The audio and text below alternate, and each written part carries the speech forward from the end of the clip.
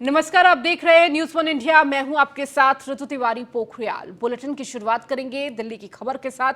दिल्ली नगर निगम के mayor, deputy mayor और 6 स्थायी समिति के सदस्यों के चुनाव को लेकर विवाद और गहराता जा रहा है। आम आदमी पार्टी और बीजेपी के बीच दिल्ली नगर निगम के मेयर, डिप्टी मेयर और स्थायी समिति के सदस्यों के चुनाव को लेकर जमकर राजनीति हो रही है। अब दिल्ली बीजेपी के प्रवक्ता प्रवीण शंकर कपूर ने उपराज्यपाल विनय सक्सेना को एक पत्र लिखा है। पत्र में प्रवीण शंकर कपूर ने 6 जनवरी को दिल्ली नगर निगम की बैठक में हिंसा भड़काने के लिए सजा के तौर पर एमसीडी की कम से कम 3 बैठकों के लिए निगम के स्पीकर की ओर से नामित 13 आप विधायकों को निलंबित करने की मांग की है।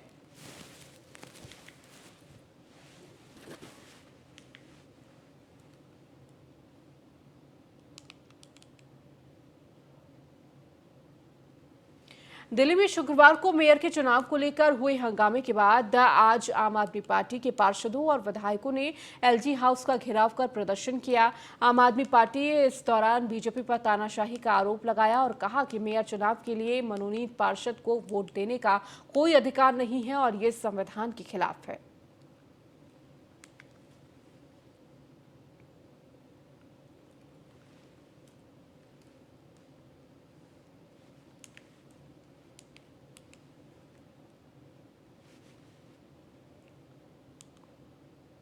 दिल्ली बीजेपी के कार्यकारी प्रदेश अध्यक्ष वीरेंद्र सचदेवा के नेतृत्व में आज दिल्ली बीजेपी के सांसदों, विधायकों और पार्षदों और प्रदेश पदाधिकारियों के नगर निगम सदन के अंदर आम आदमी पार्टी के नेताओं द्वारा डॉक्टर भीमराव अंबेडकर द्वारा लिखित संविधान का अपमान करने के विरोध में शांतिपूर्ण धरना दिया गया।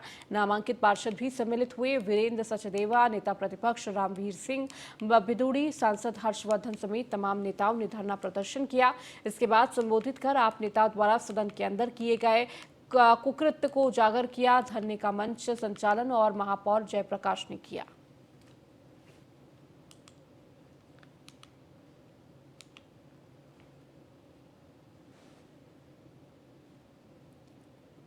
वहीं इसे लेकर बीजेपी सांसद हर्षवर्धन ने क्या कुछ कहा, वो आपको सुनाते हैं।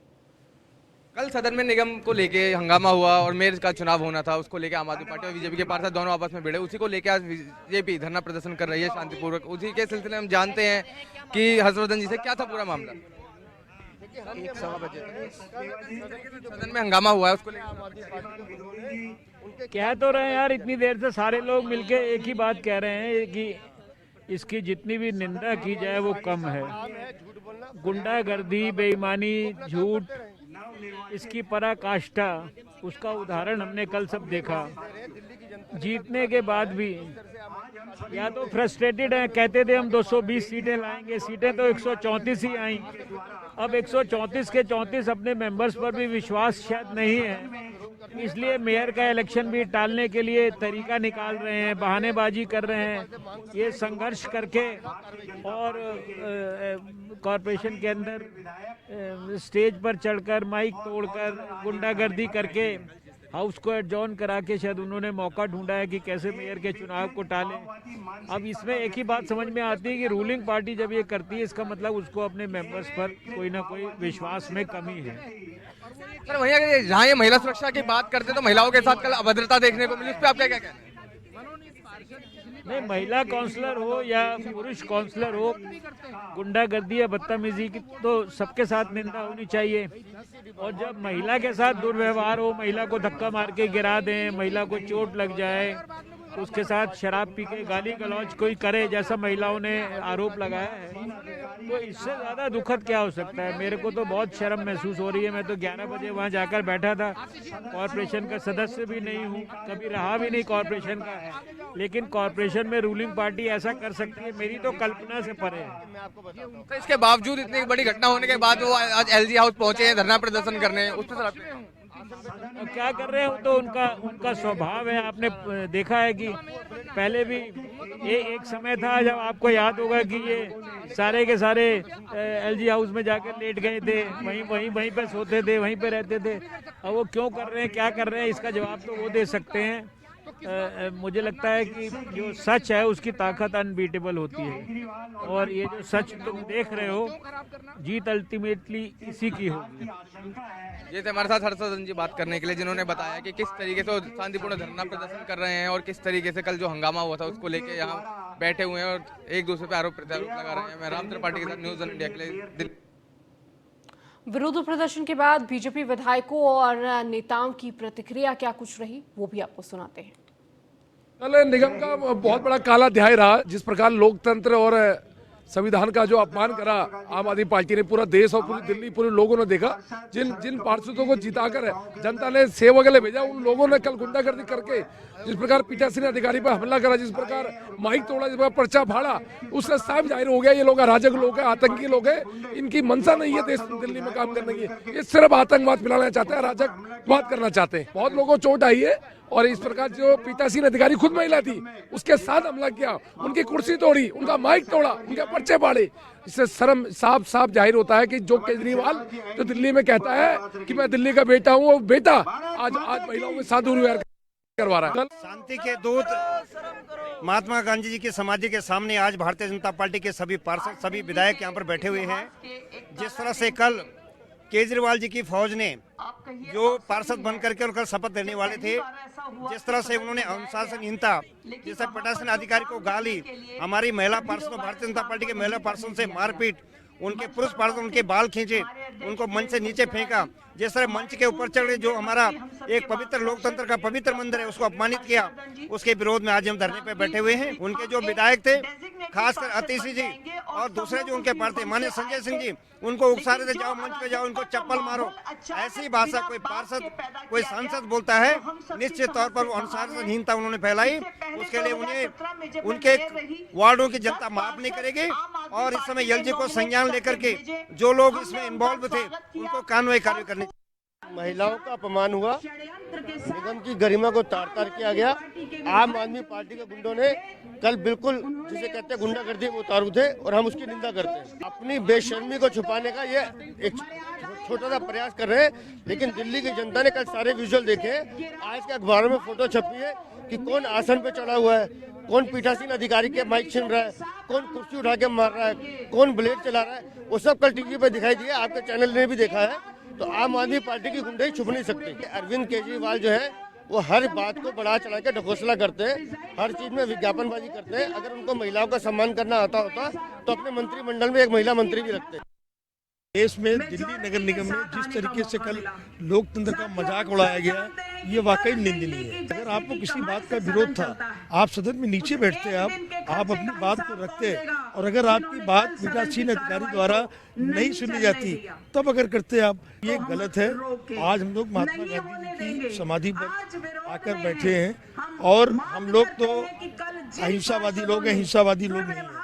और अरविंद केजरीवाल के साथ तो मैं 5 साल उनकी पार्टी से विधायक रहा, मैं उनसे, मेरे से ज्यादा उन व्यक्तियों को कौन जानता है। आम पार्टी और केजरीवाल जी संविधान का बार बार उल्लंघन करते हैं, डेमोक्रेसी में उनका विश्वास नहीं है, एक विकृत माओवादी सोच के वो व्यक्ति हैं। उसका प्रदर्शन कल दिल्ली नगर निगम के सदस्य जो उनकी पार्टी के हैं उन्होंने उसका प्रदर्शन किया। जो लोग संवैधानिक तरीके से चुने गए और नॉमिनेट हुए, सभी को ओथ लेने का उनका अधिकार है, जिसका पालन पीठासीन अधिकारी करा रहे थे। उसमें व्यवधान करने का काम आम पार्टी ने किया। हम सदन में इस प्रकार की हिंसा की निंदा करते हैं। आम पार्टी अरविंद केजरीवाल के इशारे पर आम आदमी पार्टी के पार्षदों ने, आम आदमी पार्टी के विधायकों ने बाबा साहब भीमराव अंबेडकर के संविधान का अपमान किया है। पीठासीन अधिकारी जो कि एक महिला है, वरिष्ठ निगम पार्षद है, पूर्व मेयर है श्रीमती सत्या शर्मा, उनके ऊपर जानलेवा हमला किया गया है। सभी पार्षदों के खिलाफ जो आम आदमी पार्टी से संबंध रखते हैं, अटेम्प्ट टू मर्डर का केस रजिस्टर्ड होना चाहिए। और आम आदमी पार्टी के विधायक जो पार्षदों को उकसा रहे थे, इनकी 1 साल तक इनकी सदस्यता रद्द कर देनी चाहिए। कल दिल्ली के कंझावला कांड की गुत्थी उलझती जा रही है।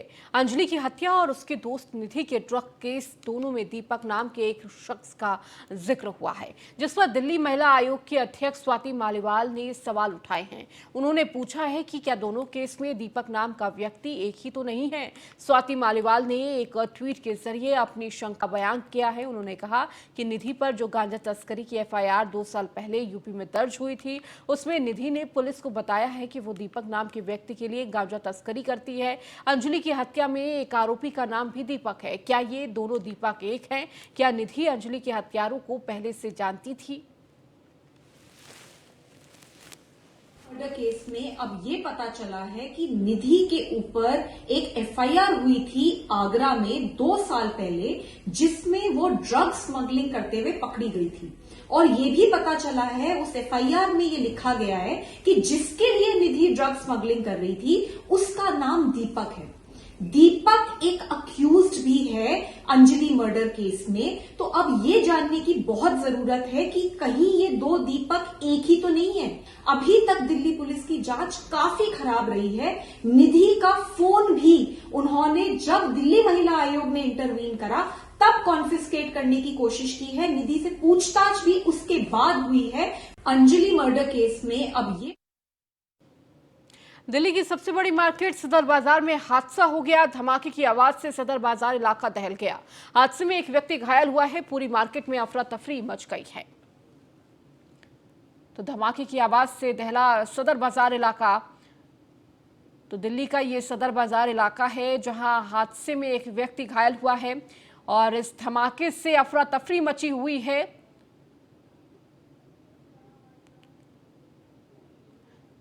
तो सदर बाजार में ये धमाके की आवाज, जिससे पूरा सदर बाजार दहल गया।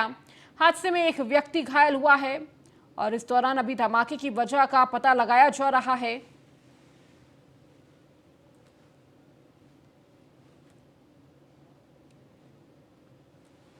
दिल्ली महिला आयोग ने एयर इंडिया फ्लाइट में एक महिला पर पेशाब करने की मामले में आरोपी शंकर मिश्रा के खिलाफ कड़ी सजा की मांग की है।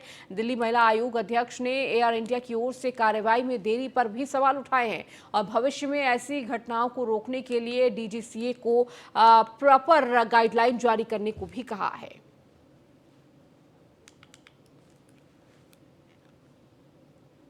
एयर इंडिया की फ्लाइट पे एक आदमी ने 70 साल की महिला के ऊपर यूरिनेट किया।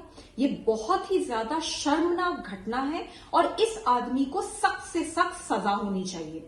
अब बताया जा रहा है कि इतने डिले के बाद दिल्ली पुलिस ने इसको अरेस्ट कर लिया है। मैं चाहती हूं कि बहुत पुख्ता जांच की जाए जिससे कि इस आदमी को सख्त सजा दी जाए। दूसरी बात, एयर इंडिया का जो रोल है ये बहुत क्वेश्चनेबल है और DGCA को एयर इंडिया के खिलाफ बहुत सख्त कार्रवाई करने की जरूरत है, क्योंकि ऐसा कैसे होता है कि एक लेडी के साथ, वो भी एक ओल्ड लेडी के साथ, इतना कुछ हो जाता है फ्लाइट में, सेक्सुअल हैरेसमेंट होता है और उस आदमी को जाने दिया जाता है और कई महीनों के डिले के बाद पुलिस को इंफॉर्मेशन दी जाती है केस के बारे में। तो एयर इंडिया के खिलाफ बहुत सख्त कार्यवाही करने की जरूरत है। एयर